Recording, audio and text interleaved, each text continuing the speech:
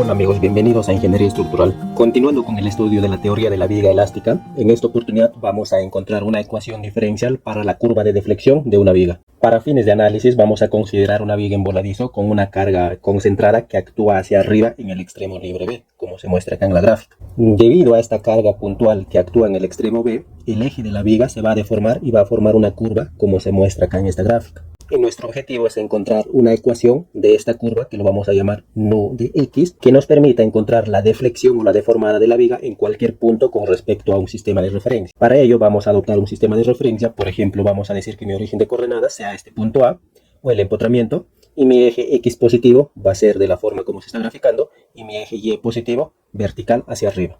La deflexión nu es el desplazamiento en la dirección y de cualquier punto sobre el eje de la viga. Por ejemplo, este es mi eje de la viga.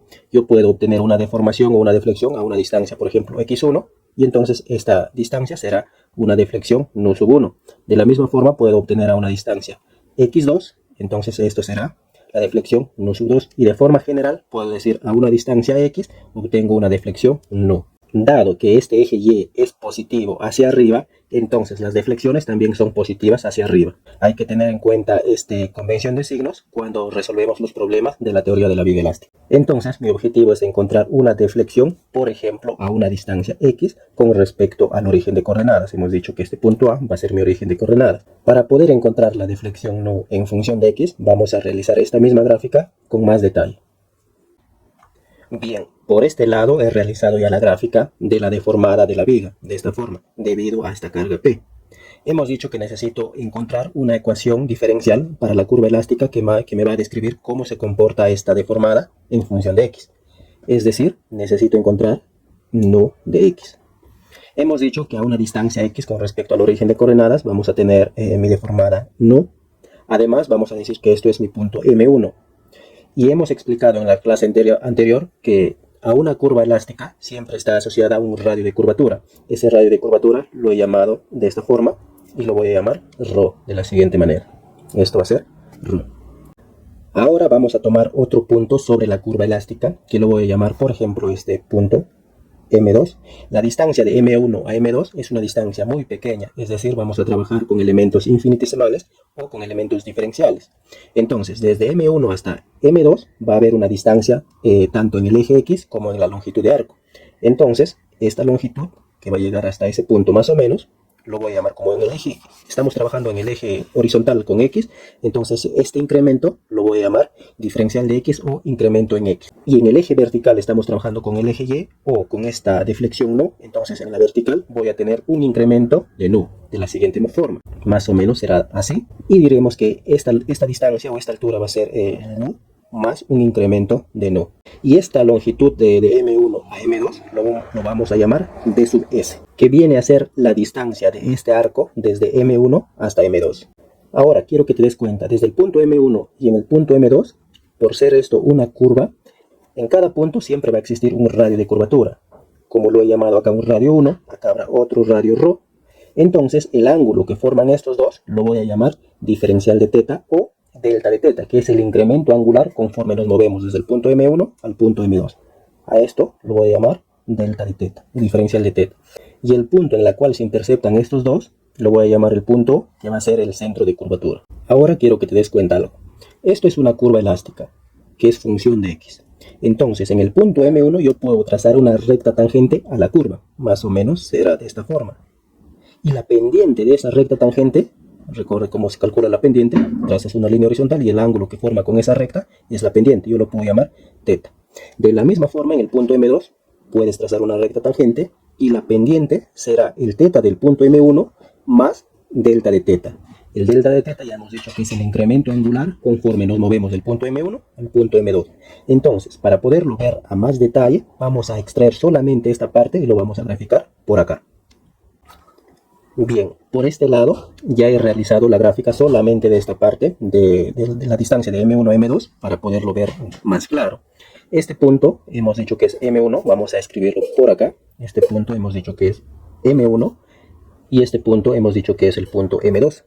Asimismo hemos dicho que la deflexión en el punto M1 es nu y la deflexión en el punto M2 es nu más un incremento de la deflexión. vamos a escribirlo esos valores. Acá hemos dicho que esto es nu, y toda esta altura es nu más el incremento de flexión.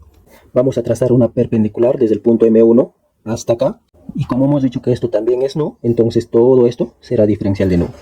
Como acá yo ya tengo un rectángulo, hemos dicho que esto es perpendicular, entonces esta longitud también es diferencial de x. Ahora, esta longitud de arco desde M1 hasta M2, hemos dicho también que es d sub s, ¿de acuerdo? No hay que olvidarnos eso. Ahora vamos a trazar una recta tangente en el punto M1 y en el punto M2 otra recta tangente. Bien, acá ya tengo las dos rectas tangentes. Es tangente en el punto M1 y acá es tangente en el punto M2. La pendiente de esta recta tangente yo lo voy a llamar, por ejemplo, para este caso, teta. Y la pendiente para la otra recta tangente en el punto M2, vamos a trazar la horizontal por acá. Entonces, la pendiente será este ángulo, que se va a llamar teta más el incremento angular. ¿Cómo demuestras eso? De la forma fácil, prolongas esta recta tangente hasta que se intercepte con la otra recta tangente de esa forma. Recordemos que este ángulo, ¿no? Este ángulo vale diferencial de teta. Por geometría, este ángulo también vale diferencial de teta. Ahora, si tú trazas una horizontal en este punto, más o menos por ahí, y analizas esta recta tangente con la horizontal, acá tengo otra horizontal, esto es teta, entonces esto también es teta. Por lo tanto, esto mi recta tangente, su pendiente será todo esto, teta más diferencial de teta, y eso es lo que yo lo puse acá, ¿correcto? Ahora vamos a encontrar algunas relaciones primero de esta gráfica. Quiero que te des cuenta en esta gráfica que se está resaltando, más o menos será de esa forma, y esto es un diferencial de arco muy pequeñito, que se cumple en este diferencial de arco, o en un sector circular, que se cumple. ¿No es cierto que el radio por el ángulo es igual al arco? Entonces vamos a escribir eso. Este diferencial de arco, que es diferencial de S, voy a escribir por acá, diferencial de S, va a ser igual al radio. Rho es radio de curvatura, rho por delta de teta, o diferencial de teta. De esa forma. Ahora vamos a ordenar esto. Si yo ordeno, voy a tener lo siguiente. 1 sobre rho va a ser igual a diferencial de teta dividido entre diferencial de S. Y esto lo voy a tener como mi ecuación 1. ¿Te acuerdas de esta ecuación? 1 sobre rho. A 1 sobre rho se le conoce como curvatura. Esto lo habíamos encontrado en la clase anterior, una formulita. Vamos a recordarlo. Voy a poner por acá, recordar. ¿Y qué hemos encontrado? Hemos encontrado que 1 sobre rho, o la curvatura, es el momento flector que va a estar en función de x, dividido entre el módulo elástico por su inercia. Y esto era igual a negativa de formación unitaria longitudinal, dividido entre y. Y es la distancia desde el eje neutro o del centro de gravedad de la sección transversal de la viga hacia el punto en el cual yo quiero calcular el esfuerzo. Entonces, no te olvides de esto, que lo vamos a utilizar más adelante. Ahora vamos a analizar esta gráfica. Quiero que te des cuenta en lo siguiente. Esta línea y esta línea se interceptan en 90 grados, eso ya hemos explicado. Ahora, la distancia de M1 a M2, que es este pequeño diferencial de arco, en el límite, esto se va a comportar como una línea recta, es decir, más o menos se va a comportar así como un triángulo rectángulo, porque cada vez este elemento diferencial, cada vez se va a ir acercando a este punto lo voy a llamar, por ejemplo, P1, cada vez va a estar más cerca, entonces este punto M2 cada vez se va a acercar al punto M1, y conforme se va acercando en el límite, esta línea cada vez se va a hacer una línea recta. Entonces, como estamos trabajando con elementos diferenciales o infinitesimales, esto se puede considerar como un rectángulo, ¿de acuerdo? Si yo considero como un rectángulo, vamos a graficarlo mejor por acá, más o menos será así, de esta forma, y hemos dicho que esto vale 90 grados. Por acá tengo el ángulo teta, y voy a decir que esto es delta de nu, delta de x, y por acá delta de s. Entonces, acá yo puedo aplicar algunas razones trigonométricas. Por ejemplo, la tangente de teta. Si yo saco la tangente de teta, vamos a escribirlo por acá.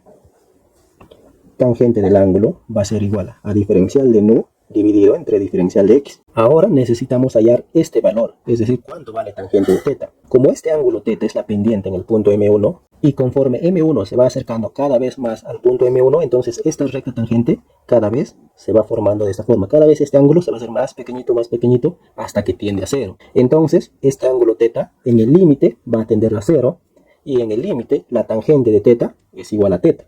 No hay que olvidarnos de eso. Vamos a escribir por acá. Teta va a ser semejante a 0. Entonces, en el límite, la tangente de teta va a ser igual a teta o se va a aproximar a teta. Entonces, si yo reemplazo eso acá, voy a tener que teta va a ser igual a diferencial de nu, que recordemos que este nu es función de x, o lo puedo poner también de esta forma, nu de x, dividido entre el diferencial de x para que puedas diferenciar. Y esto yo lo puedo llamar una ecuación, por ejemplo, una ecuación 2. Ahora, de este mismo triángulo yo puedo obtener el coseno. Mira, si yo obtengo el coseno, voy a escribir por acá, el coseno de teta va a ser igual a cateto adyacente, que es diferencial de x, dividido entre diferencial de s. En el límite, también vamos a escribir por acá, como teta tiende a 0 o semejante a 0, entonces el coseno de teta se aproxima o es igual a la unidad. Eso es cálculo 1. Si yo reemplazo acá, coseno de teta es igual a 1, delta de s pasa a multiplicar, obtenemos. Entonces vamos a obtener que delta de s va a ser igual a delta de x. Ahora, si esta expresión que yo he obtenido lo reemplazo en esta ecuación 1, ¿qué voy a obtener? Mira, si yo reemplazo esto, voy a obtener lo siguiente. A ver, esto le voy a llamar mejor ecuación número 3 y voy a decir por acá. Voy a reemplazar la ecuación 3 en la ecuación 1 para que se pueda entender. Si yo reemplazo, voy a obtener lo siguiente. 1 dividido entre ρ va a ser igual diferencial de teta dividido, en vez de diferencial de s, lo voy a poner diferencial de x. Y acá lo voy a llamar, por ejemplo, mi ecuación 4. Esto va a ser una ecuación 4. Mira, yo necesito la razón de cambio de teta con respecto a x. Entonces, yo tengo acá teta. Recordemos que teta es función de x también. Si yo derivo teta con respecto a x, ¿qué voy a obtener? Vamos a derivar esta ecuación 2. Voy a escribir por este lado, derivamos la ecuación 2. Si yo derivo la ecuación 2, voy a obtener lo siguiente. La derivada de teta con respecto a x va a ser igual. Como acá ya tengo un diferencial de v o de nu con respecto a x, si yo derivo nuevamente eso, voy a tener la segunda derivada. Es decir, la segunda derivada de nu de x con respecto a x. Entonces, fíjate acá, diferencial de teta con respecto a x es lo mismo que tengo acá. Entonces, toda esta expresión también es igual a 1 sobre ρ, porque eso es igual que esto. Pero 1 sobre ρ es igual a toda esta expresión, si te das cuenta. Entonces, esto también es igual al momento dividido entre EI, y a su vez es igual a negativo de formación unitaria y longitudinal sobre Y. ¿De acuerdo? No hay que olvidarnos eso. Entonces lo voy a escribir por acá. Entonces, 1 sobre ρ va a ser igual diferencial de teta con respecto a x, pero este diferencial de teta con respecto a x también es esto, es la segunda derivada de la deflexión con respecto a x, pero 1 sobre ρ también es toda esta expresión que tengo acá, es el momento flector dividido entre EI, y esto a su vez es igual a negativo de formación unitaria longitudinal sobre Y. Lo que nos interesa acá es esta igualdad, solamente esta igualdad. Lo voy a sacar esta igualdad, voy a escribir por acá y voy a decir lo siguiente. Entonces, la segunda derivada de la deflexión con respecto a x va a ser igual al momento flector dividido entre EI. Esto es la ecuación diferencial para poder obtener esta deformada nu de x en función de x. Ahora quiero que te des cuenta en algo. Esta ecuación número 2 pudimos haberlo obtenido de otra forma, sin utilizar este triángulo. Esta curva elástica nosotros lo hemos llamado nu de x. Acá está. ¿Qué es lo que vamos a obtener? Si tú derivas a esa función y lo evalúas en un punto, la derivada representa la pendiente de la recta tangente a la curva en ese punto. Es decir, mira, este teta es la pendiente de esta recta tangente en el punto M1. Si tú derivas nu de x con respecto a x, eso es la pendiente de esta recta tangente. ¿Y cuánto vale esa pendiente? Esa pendiente vale teta. Entonces, obtienes de esa forma también esta ecuación 2. Entonces, no te olvides de esta ecuación, ni tampoco de la ecuación inferior de todo esto. Esta ecuación es una ecuación diferencial que me va a permitir obtener la ecuación de esta curva elástica, que va a estar en función del momento flector. El momento flector también tiene que estar en función de x. Pero sabemos que el módulo elástico es un número escalar, ¿no? Siempre y cuando el material sea homogéneo y elástico. Y esta I, que es el momento de inercia, puede depender de x como no. Va a depender si la viga es una sección prismática o si no es prismática. Si es una sección no prismática, entonces esta inercia va a estar en función de x también. Integras 2 veces y vas a obtener este nu de x. Ahora vamos a obtener la deformación de vigas no prismáticas. Si observas en esta gráfica, yo tengo una viga de sección variable. Por ejemplo, en la parte inicial tengo un peralte de H1 y en el centro tengo otro peralte H2. Por ejemplo, si esta viga tuviera una sección rectangular, inicialmente va a tener un peralte, por ejemplo, H1, vamos a asumir que esto es una base, y acá en el centro va a tener otro peralte más grande, H2, con la misma base, de esa forma. Si te das cuenta, su momento de inercia acá en el inicio no es lo mismo que el momento de inercia acá en el final. Conforme va variando mi posición X, es decir, de esta forma, mi momento de inercia va cambiando, porque su altura no es uniforme. Entonces voy a obtener un momento de inercia que va a ser función de X. Vamos a escribir por acá y que va a ser función de x. Entonces eso significa que depende de la variable x que estábamos analizando. Cuando tú obtienes el momento de inercia en función de x, recién puedes obtener la deformada de la curva con la ecuación diferencial que hemos obtenido. Es decir, fíjate acá, la segunda derivada de nu de x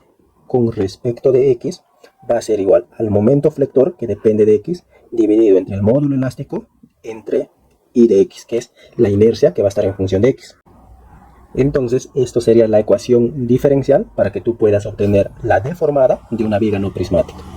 Ahora, ¿qué pasa si esta rigidez a la flexión yo lo paso a multiplicar por acá? ¿Qué voy a obtener? Quiero que te des cuenta. Mira, voy a escribirlo por acá. Entonces, voy a tener E I de x, la segunda derivada de nu de x, dividido entre diferencial de x al cuadrado, va a ser igual al momento de x. Yo puedo obtener de acá directamente la fuerza cortante. Como ya tienes el momento flector, que es función de x, si tú derivas esto, derivas con respecto a x, puedes obtener la fuerza cortante. Entonces vamos a obtener lo siguiente. Si derivamos, ¿qué obtenemos? Voy a obtener la derivada con respecto a x de toda esta función, y de x, la segunda derivada de nu de x, dividido entre diferencial de x al cuadrado. Recordemos que esto es la deflexión. Esto va a ser igual la derivada del momento con respecto a x, así. Y todo esto es la fuerza cortante que va a estar también en función de x. No hay que olvidarnos de eso. Ahora, ¿qué pasa si tú derivas a la fuerza cortante? Si tú derivas a la fuerza cortante, que ya es esto, vas a obtener lo siguiente también. Derivamos nuevamente esto. Si tú derivas esto nuevamente, vas a obtener lo siguiente. Ya no vas a tener la primera derivada, vas a tener la segunda derivada con respecto a x de e y de x, segunda derivada de nu de x, de esa forma, y esto va a ser la derivada, esto es la fuerza cortante con respecto a x.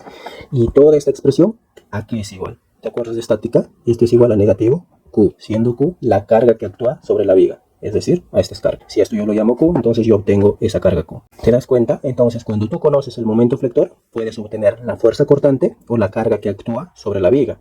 Y de la misma forma también, si tú resuelves esta ecuación diferencial, tú puedes obtener o encontrar esta ecuación nu de x, que es la deformada de la viga. Eso siempre y cuando tu viga sea no prismática, tu momento de inercia tiene que estar en función de x. Además, no te olvides que si esto entra a derivar acá, vas a tener acá la tercera derivada de nu de x con respecto de x. Y esto es lo mismo para acá. Ahora, ¿qué pasaría si mi viga es prismática? Cuando hablamos de vigas prismáticas, significa que la sección transversal de la viga es uniforme o constante en toda su longitud, como se observa en esta gráfica. Tiene un único peralte que es h en todo el tramo de la viga. Entonces, su momento de inercia será pues un número, ¿no? Va a ser constante. Vamos a escribir por acá que el momento de inercia va a ser constante. Si el momento de inercia es constante, entonces la rigidez a la flexión, que es el EI, también es constante. Ahora vamos a recordar la ecuación diferencial para poder obtener la deflexión de la curva. Recordemos que es esta forma, dividido entre x al cuadrado, va a ser momento dividido entre EI. Esto es constante. Acá tienes la ecuación diferencial para que puedas calcular cuando mi viga es prismática. Ahora esta constante lo paso a multiplicar por acá, voy a obtener lo siguiente. Voy a tener la rigidez a la flexión, la segunda derivada de nu de x, dividido entre diferencial de x al cuadrado, va a ser momento en x. Si tú derivas esta expresión, vas a obtener lo siguiente. Derivamos, vamos a obtener la derivada con respecto a x de toda esta expresión, de esta forma, y esto va a ser la derivada de momento con respecto a x. Y esto va a ser la fuerza cortante, que también va a estar en función de x. Si esto pasa a derivar adentro, como EI es constante, puede salir dentro de fuera de la derivada, vas a obtener EI, vas a tener la tercera derivada de nu de x, dividido de esta forma. Y esto va a ser mi fuerza cortante, ¿correcto? Ahora, tú puedes derivar nuevamente esta fuerza cortante. Si tú derivas nuevamente esta fuerza cortante, vas a obtener lo siguiente. Vamos a hacerlo más rápido. Vas a tener así, más o menos de esa forma. Y si tú derivas esto, vas a obtener negativo Q. Y ese negativo Q es la carga que actúa sobre la viga. Entonces tampoco tienes que olvidarte de estas ecuaciones, que son muy importantes para que puedas obtener la fuerza cortante, la carga actuante y el momento flector o la deformada de la viga. Entonces nos estamos escuchando en una siguiente clase. Hasta la próxima.